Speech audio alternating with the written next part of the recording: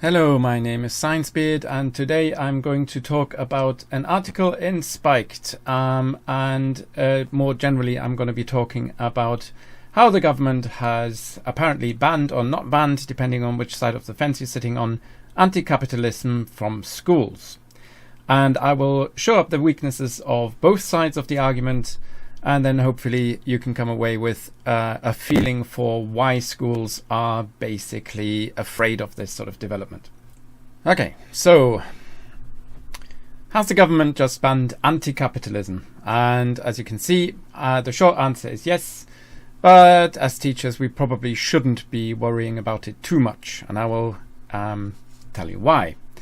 If you're not a teacher, then you also shouldn't be worrying too much, because even if you think that anything calling for the end of capitalism is banned, I have virtually come across no organization who's asking for that other than hardline communists and so forth. So I've done a video about Black Lives Matter and how some people seem to think that they call for the abolition of capitalism, but actually they're just calling for the existing mechanisms of capitalism to be dismantled, the harmful bits taken out, the harmful bits that affect particularly minorities, and then assembled into something that is maybe a little bit fairer.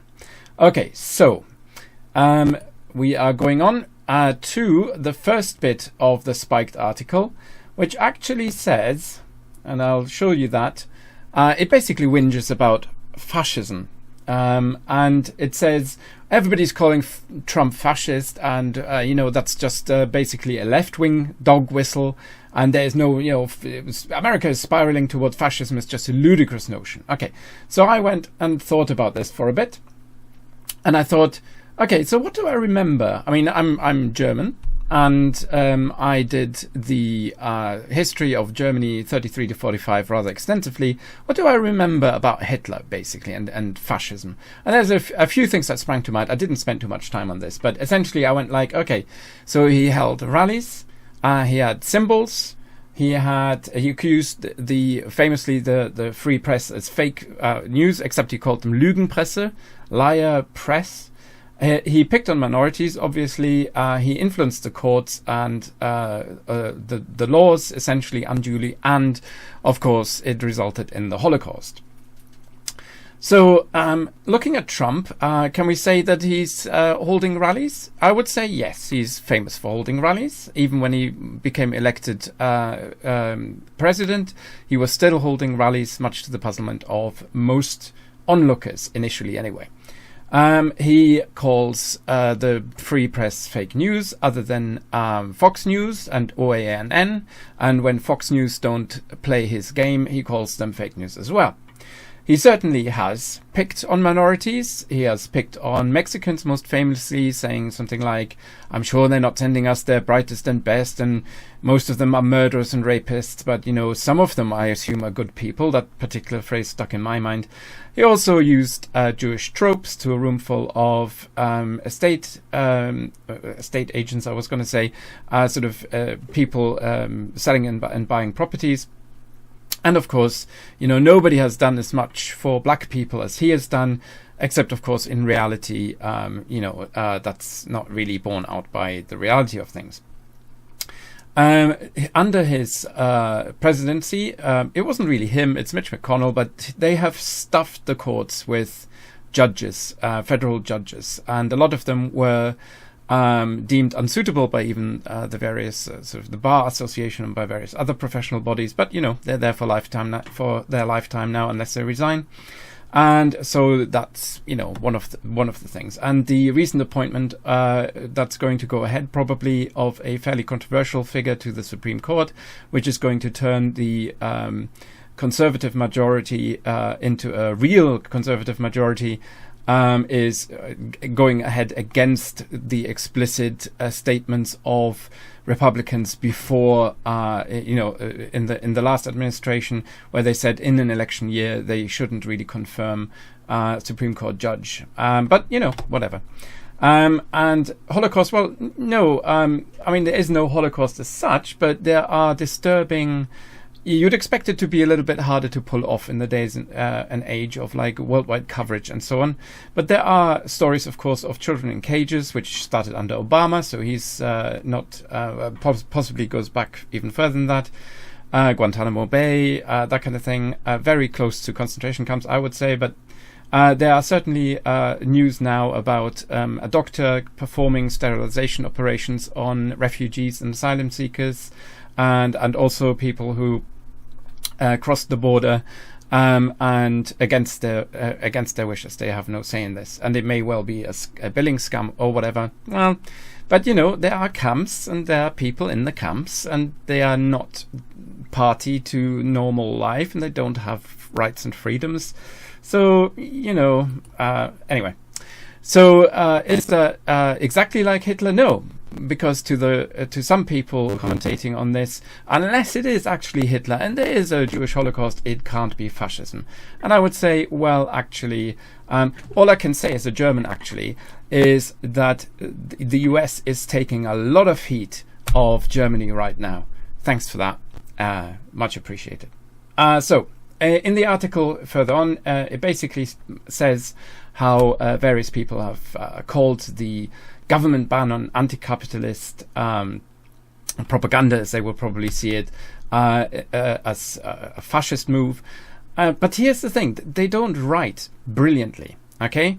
So the quote is, but McDonnell, John McDonnell, as the shadow Labour leader, who was the deputy Labour leader under Jeremy Corbyn, he spoke out about this and then said the following: on this basis, it will be illegal to refer to large tracts of British history and politics, including the history of British socialism, the Labour Party and trade unionism, all of which have at different times advocated the abolition of capitalism. So in what way is this going beyond hinting at fascism? What even is beyond hinting at fascism? Why would you then not say McDonnell is accusing the government of fascism? Oh, right, because the quote doesn't actually say that. So,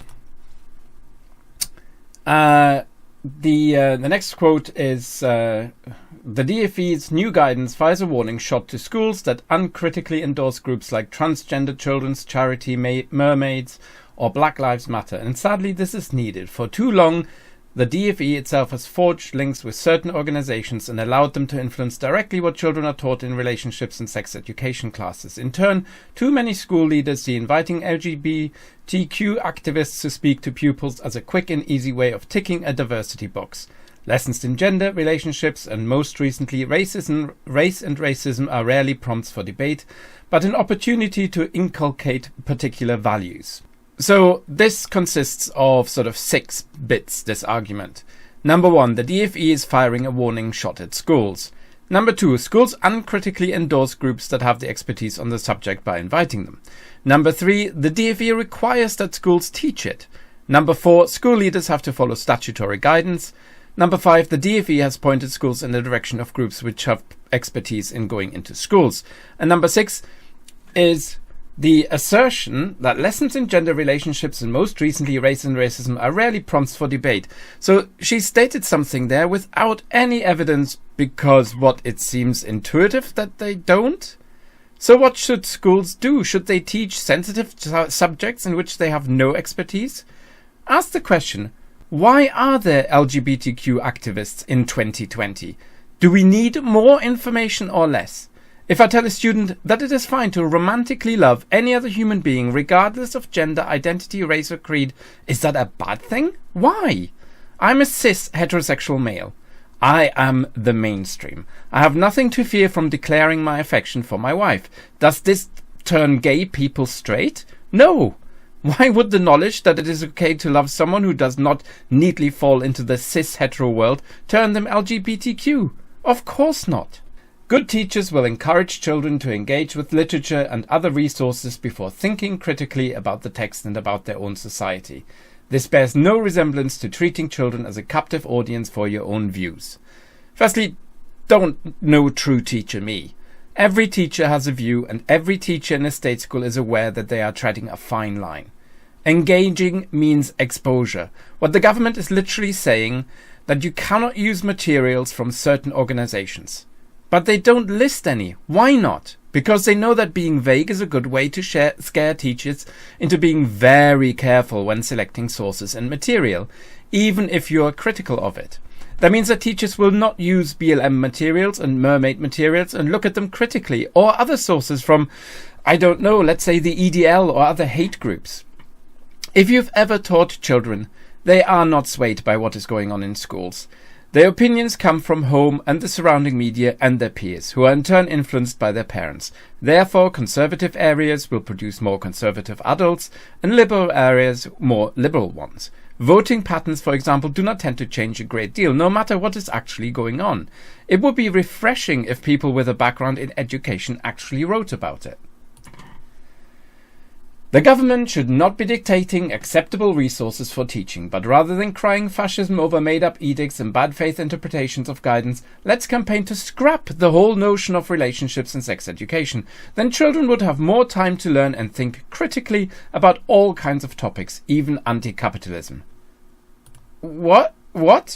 Let's scrap education so that children can more Hang on. And this from a writer who advised that good teachers will encourage children to engage with literature and other resources before thinking critically about the text and about their own society. So pupils now learn better by not knowing about stuff? I will do a video about how capitalism is not the panacea to all problems and how teachers have nothing to do with teaching that in schools, but that this is reality right now in Britain and most developed nations.